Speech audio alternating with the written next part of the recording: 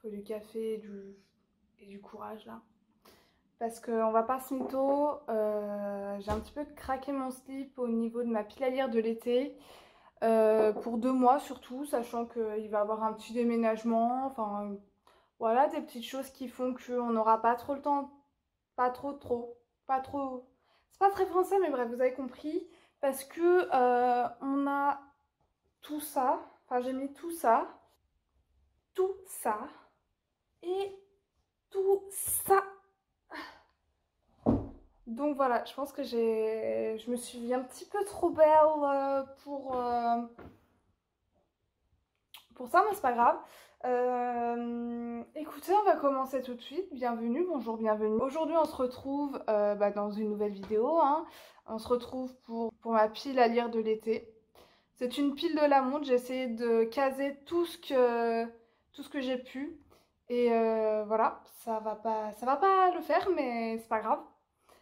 Surtout que j'ai décidé, bien sûr, avec mon intelligence surhumaine, j'ai décidé que tous les livres que j'allais acheter pendant cet été allaient rentrer directement dans cette pile à lire de l'été. Et donc je vous verrai un update à la fin de l'été, je pense, parce que j'ai prévu d'acheter. Ouais, bref, on va commencer. Hein. Tout d'abord, j'aimerais lire Anna Karenine de Léon Tolstoï. C'est un classique. C'est le seul... Non, ce n'est pas le seul classique que j'aimerais lire. C'est faux. J'aimerais lire Anna Karenine. Ça sera clairement pas ma priorité parce qu'il fait genre 1000 pages. Que dire c'est une histoire d'adultère, il me semble. On m'a dit de le lire, donc ça sera peut-être chose faite cet été, on verra. Ensuite, j'aimerais lire un livre en anglais, donc c'est The Love Hypothesis de Ali Hazelwood. Et voilà, ça a l'air bien. Il me semble que c'est pas un Enemies to Lovers, je ne crois pas. C'est du fake dating et ça a l'air vraiment bien. Vais-je le lire vu qu'il est en anglais? Probablement pas. Mais on y croit, on y croit. J'aimerais lire ensuite Les oiseaux du temps de Amal El Motar et de Max Gladstone. Je sais pas pourquoi j'ai bloqué. Juste cette petite couverture est magnifique. Et je sais pas de quoi ça parle. Ça a l'air très court et ça a l'air... c'est très court, donc facile à caler. Voilà. Franchement, cette pile à lire de l'été, des fois, il y a des raisons idiotes. Pourquoi j'ai mis les livres dedans, mais au moins, le but, c'est de sortir un max de livres, donc on verra. Et c'est pour ça que je dis aussi que Anna Karenine n'est pas le seul classique, tout simplement parce que j'ai mis le tome 1 et le tome 2 de Anne, la maison pignon vert, de Lucy Maud Montgomery, qui est un classique canadien. Voilà, j'ai adoré la série. Et en fait, du coup, mon mec a vu que j'ai adoré la série, donc il m'a dit, bah, je te les prends. Et j'ai les 5 premiers tomes, sauf que j'en ai lu aucun. Yes! Donc voilà. Et voilà, ça a l'air pas mal, c'est l'histoire de Anne et la maison de pignon vert. Euh, non, et voilà, Anne qui va se faire adopter et on va vivre, on va voir ses péripéties. Euh, Très connu, pas lu. Voilà, c'est génial. J'aimerais sortir de ma zone de confort et lire La gardienne du chardon de Lorraine Bellez, Les voix de l'Oporum, tome 1. L'autrice, c'est du coup Lorraine qui tient la chaîne Les mots de l'imaginaire. Et il est dédicacé, je l'ai fait dédicacer en 2022 du coup, donc il y a un an, au Festival Yggdrasil à Lyon.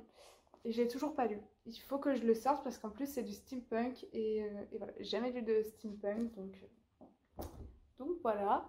Pareil, j'ai envie de lire beaucoup de tout ce qui est coréen. J'aime bien la littérature coréenne, même si j'en ai quasiment pas lu.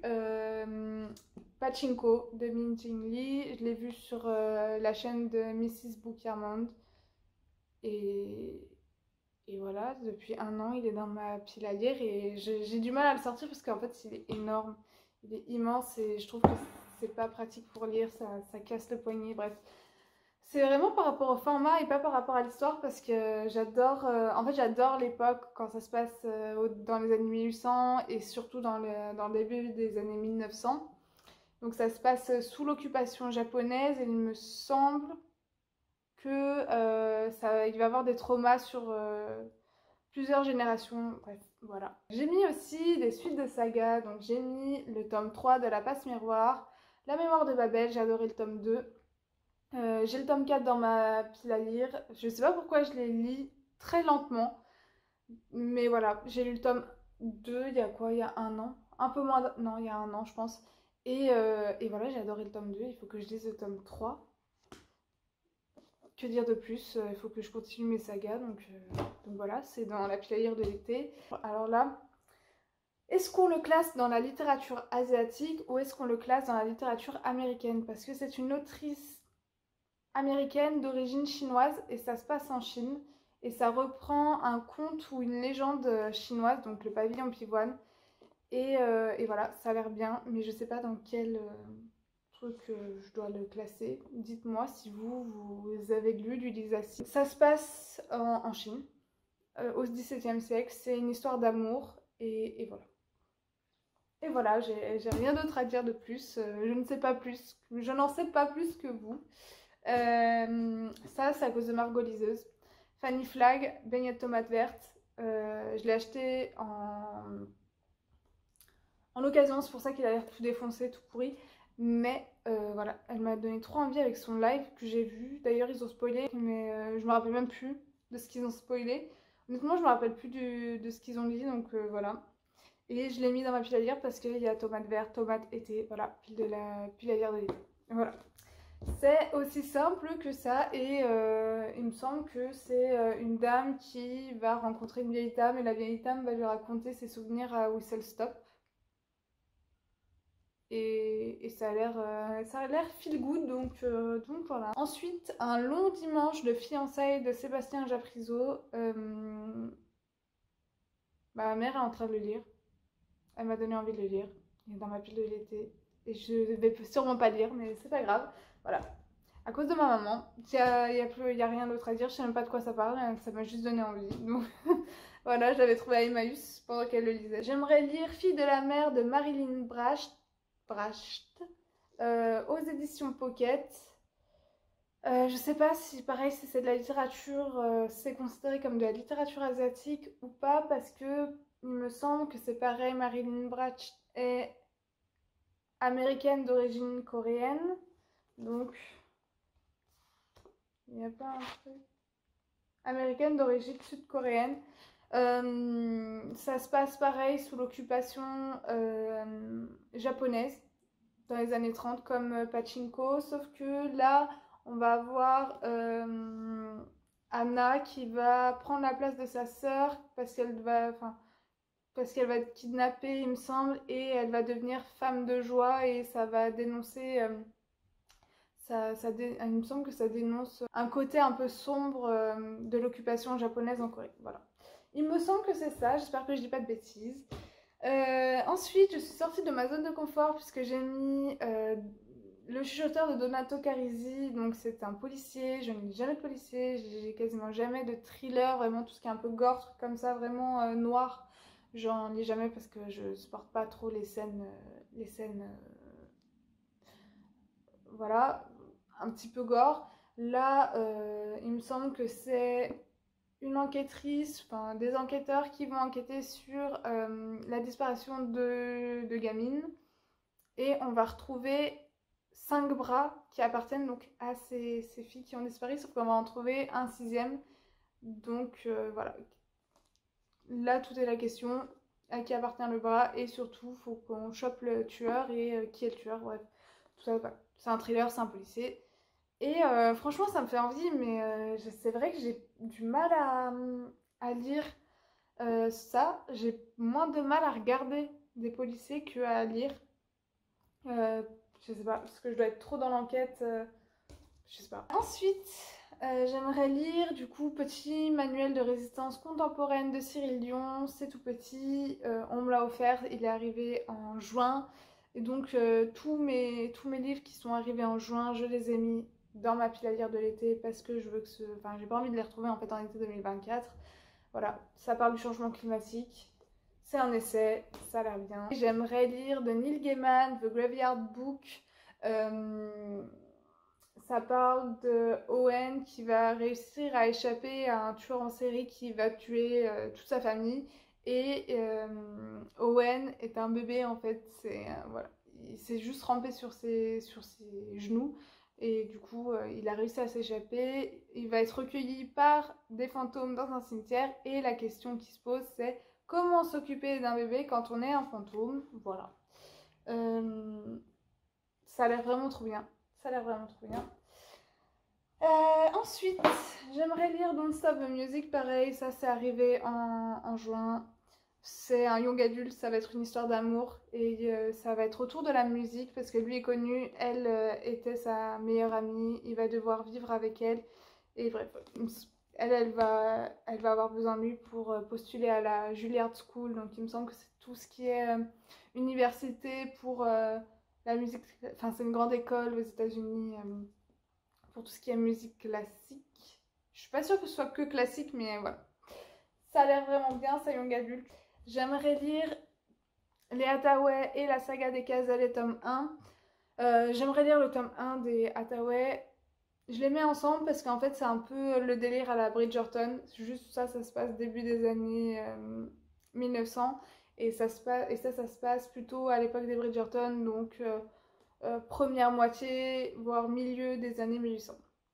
Voilà, je pense que c'est des romances historiques. Celui-là j'en suis sûre, mais celui-là j'en suis moins sûre, mais c'est pas grave. Si je me trompe, je me trompe. Qu'est-ce que j'aimerais lire aussi? Dune, tome 2, j'ai lu le tome 1 en mai. Le film sort en fin d'année, il faut que je lise la suite du coup. Même si le film s'arrête en plein milieu du tome 1. On sait jamais, j'aimerais bien lire... continuer quoi, tout simplement. Nous sommes début juillet, mais j'ai déjà fait des achats. Et donc, on m'a offert Crescent City de Sarah J. Maas. J'ai jamais lu du Sarah J. Maas, mais si vous avez vu mon point lecture, j'ai lu Le Pont des Tempêtes le mois dernier et j'ai adoré la fantasy. Du coup, j'ai voulu continuer. En fait, j'ai envie de découvrir d'autres fantasy. Du coup, j'ai voulu essayer celle que tout le monde recommande. Je voulais pas commencer par ACOTAR parce que ça me chauffait pas, mais celui-là me fait très envie et il fait genre 1000 pages, donc pareil, ça sera pas ma lecture tout de suite. Mais bon, voilà, elle est dans cette pile à lire. Et le tome 3 des 7 sœurs, La sœur de l'ombre, de Lucinda Riley. J'adore les 7 sœurs. Il y aura une vidéo dédiée. J'ai lu le tome 1 et 2 au mois de juin. Et voilà. Et voilà, rien d'autre à dire. Il va être très vite lu, je pense. Et voilà. Et non, en fait, ce n'est pas fini. Qu'est-ce que je dis? Il y a aussi, du coup, ces plaisirs violents que j'ai mis dans cette pile à lire, mais c'est ma lecture en cours. Donc voilà, aux éditions Sabran de Chloé Gong. La seule chose que vous avez besoin de savoir et que moi j'avais déjà besoin de savoir, c'est une réécriture de Roméo et Juliette dans la Chine tourmentée des années 20. Moi, j'aime pas en général les réécritures, que ce soit de contes ou trucs comme ça, j'ai du mal. Là, ça marche pour l'instant avec moi. Je pense que c'est parce que en fait c'est une histoire de gang, voilà. Et voilà, pour l'instant j'aime bien. Je suis que à 100 pages, donc on met en place l'histoire et c'est tout. C'est tout. Écoutez, j'ai 22 livres pour l'instant dans cette pile à lire. Clairement, il y en aura plus. Enfin, quand je vais vous faire mon update, à mon avis, j'en aurai ajouté plus. J'espère que cette vidéo vous aura plu. N'hésitez pas à la liker, à commenter, à vous abonner, à me dire si vous aussi votre pile à lire est indécente. N'hésitez pas, je sais pas moi, à me dire si vous me recommandez un de ces livres plus que d'autres. N'hésitez pas à me recommander des livres pour que je puisse encore craquer mon slip et rajouter 36 000 livres à cette pile à lire.